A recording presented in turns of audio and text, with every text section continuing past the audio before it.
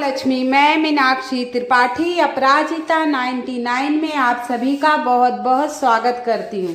आज मैं आपको नरक चतुर्दशी की कथा सुनाऊंगी। आज 11 नवंबर दिन शनिवार, आज नरक चतुर्दशी रूप 14 है। इसकी विशेष कथा है। कहते हैं नरक चतुर्दशी की रात दिए जलाने की प्रथा है। कई कथाएं हैं, इसमें से एक कथा मैं आपको सुनाऊंगी।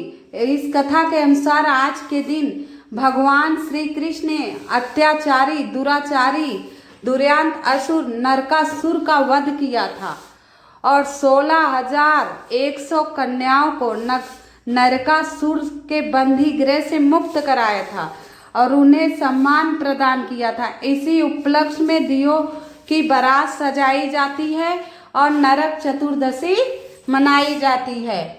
आइए, इस दिन व्रत पूजा के संदर्भ में एक और कथा आती है, वो मैं आपको सुनाती हूँ। रति देव नामक एक पुण्यात्मा धर्मात्मा राजा थे।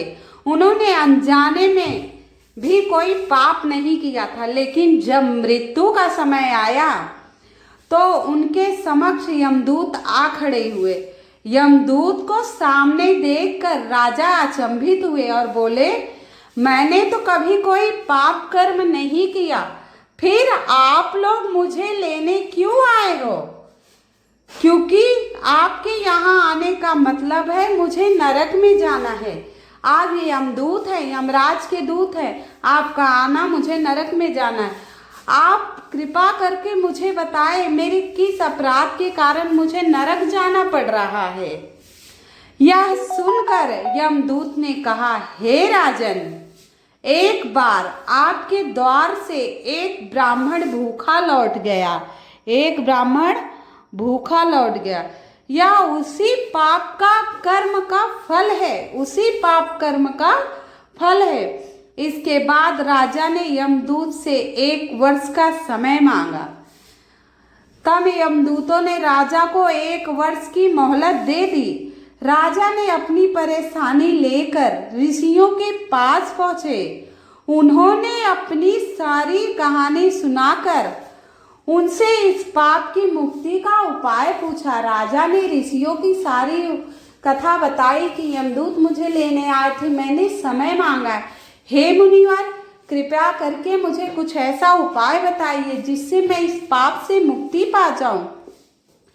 तब ऋषि ने उन्हें बताया, कार्तिक मास कृष्ण पक्ष की चतुर्दशी का व्रत करें और ब्राह्मणों को भोजन करवाएं। उनके प्रति हुए अपराधों के लिए क्षमा याचना करें। राजा ने बिल्कुल वैसा ही किया जैसा ऋषियों ने उनसे कहा था। इस प्रकार राजा ने नरक चतुर्दशी का व्रत किया और ब्राह्मणों को भोजन कराया, उचित दक्षिणा देकर उनकी विदाई की और उनसे आशीर्वाद लिया।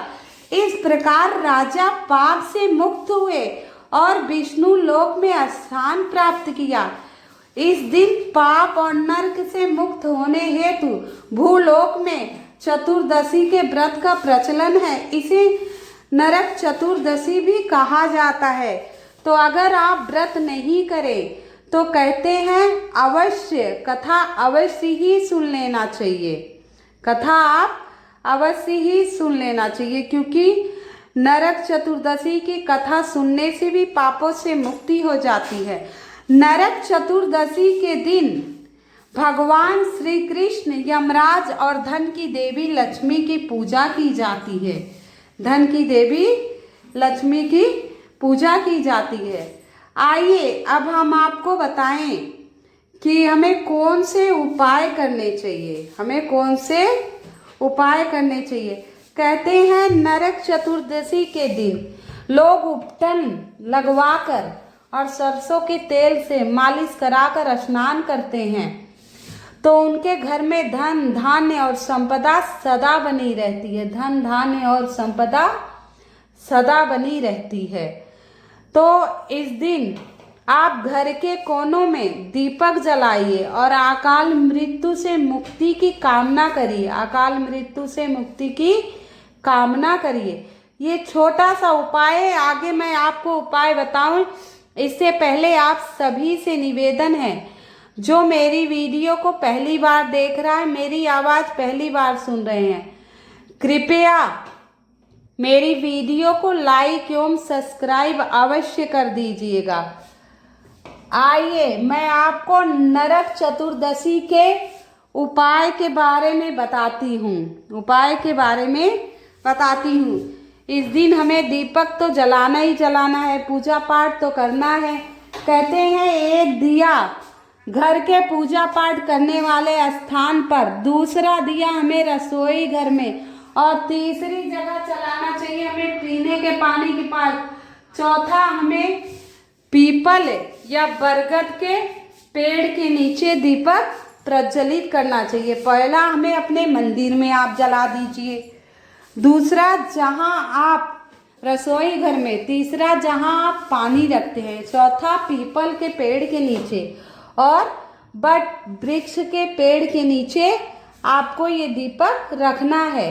ये छोटे छोटे से उपाय हैं जिसके करने मात्र से आपके जीवन में बहुत सारा बदलाव आएगा।